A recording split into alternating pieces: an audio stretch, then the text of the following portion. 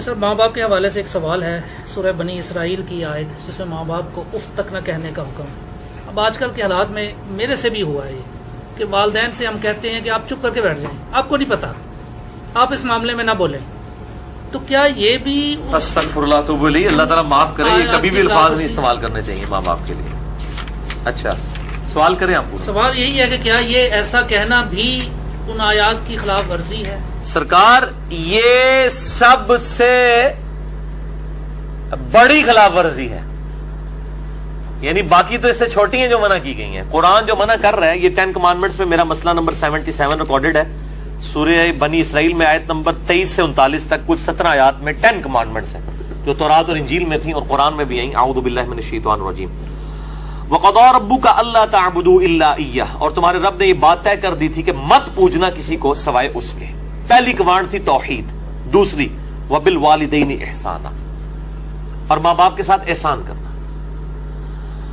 قرآن حکیم میں کم از کم 4 مقامات پہ توحید کے فوراً بعد اللہ تعالیٰ نے ماں باپ کا ذکر کیا، اور اس کا ضربہ سنام ایپیکس یہ ہے سورہ بنی اسرائیل، اس سے زیادہ کہیں نہیں ڈیٹیل آئی ہے اور نہ سینسٹیویٹی کا لیول۔ اما یبلغن عندک الکبر، اگر وہ پہنچ جائیں تمہاری موجودگی میں بڑھاپے کی حالت کو، احدہما او کلاہما، چاہے دونوں میں سے ایک چاہے دونوں۔ وہ صحیح مسلم میں حدیث ہے، آپ صلی اللہ علیہ وآلہ وسلم نے فرمایا کہ برباد ہو جائے وہ شخص جس کو ماں باپ دونوں یا دونوں میں سے کوئی ایک بڑھاپے کی حالت میں ملے اور ان کی خدمت کر کے جنت نہ کما سکے۔ یہ صحیح مسلم میں ہے، مسلم میں تو اتنی ہی ہے، لیکن ترمذی کے اندر اور مستدرک للحاکم میں وہ بڑی ڈیٹیل حدیث ہے کہ آپ صلی اللہ علیہ وآلہ وسلم 3 سیڑھیاں چڑھے، پہلی سیڑھی پہ فرمایا آمین، پھر دوسری پہ آمین، پھر تیسری پہ آمین۔ پوچھا گیا تو آپ فرمایا کہ جبرائیل علیہ السلام آئے تھے، انہوں نے کہا کہ آپ اللہ کے رسول صلی اللہ علیہ وآلہ وسلم میری دعا پہ آمین کہیں کہ برباد ہو جائے وہ شخص جس کے سامنے آپ کا ذکر ہو اور وہ آپ پر درود شریف نہ پڑھے، اللہم صلی علی محمد وعلی آل محمد۔ تو میں نے کہا آمین۔ پھر انہوں نے کہا کہ برباد ہو جائے وہ شخص کہ جس کو ماں باپ یا دونوں یا دونوں میں سے ایک کو بڑھاپے کی حالت ملے، ان کی خدمت کر کے وہ جنت نہ کما سکے، میں نے کہا آمین۔ اور تیسرا، برباد ہو جائے وہ شخص جس کو رمضان کا مہینہ ملے اور وہ اپنی مغفرت نہ کروا سکے، آپ نے فرمایا آمین۔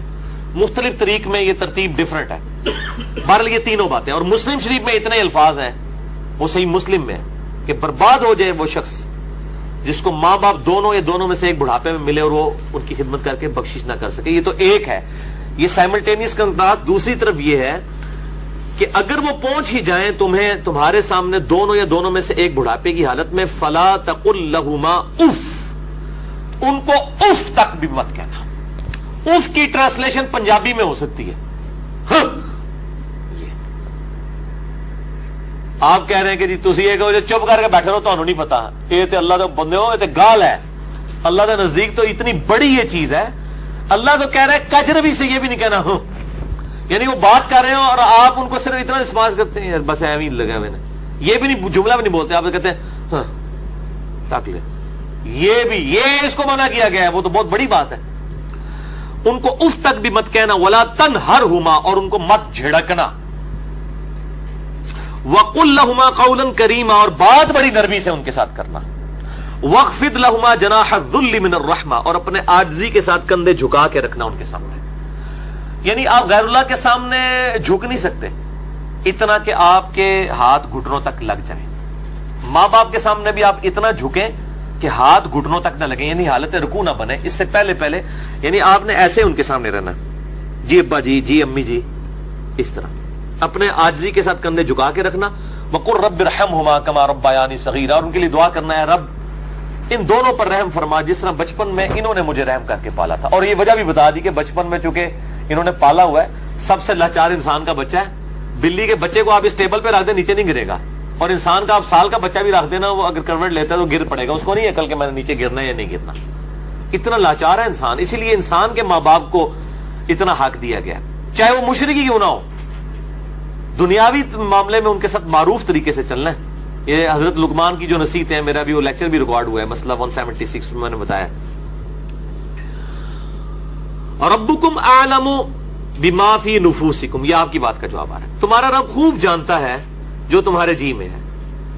ان تکونوا صالحین، اگر تم نیکوکار ہو، اچھے ہو، یعنی تمہاری عادت نہیں ہے بدتمیزی کرنے کی، کبھی کبھار کوئی تھوڑا سا سکپ آف لینگویج یا سلپ آف ٹنگ ہو جاتی ہے، فَإِنَّهُ كَانَ لِلْأَوَّابِينَ غَفُورًا، تو پھر بے شک اللہ تعالیٰ توبہ کرنے والوں کی توبہ کو قبول کرتا ہے. یعنی عادی مجرم نہ ہو. ان تکونوا صالحین، اگر تم عادی مجرم نہیں ہو، عام حالت میں تمہارا بڑا اچھا ایٹیچیوڈ ہے، کبھی کوئی اسٹیٹ آف مائنڈ ایسی تھی کہ کوئی بات غلط نکل گئی، فوراً توبہ کرو. توبہ اللہ سے بھی کرنی ہے، ان سے بھی معافی مانگنی ہے، اللہ تعالیٰ معاف کر دے گا. لیکن یہ معاملہ بہت سینسٹیو ہے نا جی. اب دیکھیں کہ ہم دنیاوی معاملات میں بھی، یعنی سوئی گیس کی وجہ سے آپ کو پتا ہے کتنے لوگ ہیں جن کے ساتھ ایشو بنتے ہیں. ہم کتنے وہمیوں کی طرح رات کو چیک کرتے ہیں، یار کوئی یعنی کوئی کہیں پہ پائلٹ کھلا نہ رہ جائے، یا ہیٹر جلتا ہوا نہ چھوڑ دیں پیچھے سے، وہ اگر لوڈ شیڈنگ ہوئی اور پھر گیس آئی تو آپ پتہ کتنے لوگ ہر سال مرتے ہیں.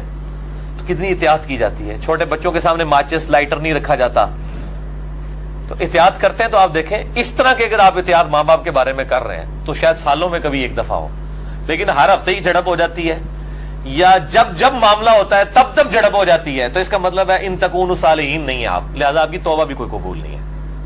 توبہ بھی نہیں ہے جب تک کہ ماں باپ صحیح طریقے سے معاف نہ کریں اور اپنی روش صحیح نہ کر لی جائے.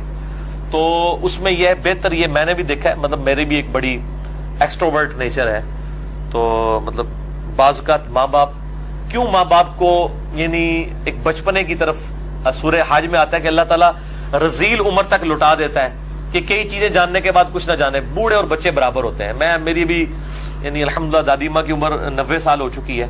میں یعنی آج سے 10 سال پہلے دیکھتا ہوں اور اب ان میں کافی فرق آیا. یعنی بالکل بچوں والی آتے ہیں، چھوٹی چھوٹی بات کو مائنڈ کرنا.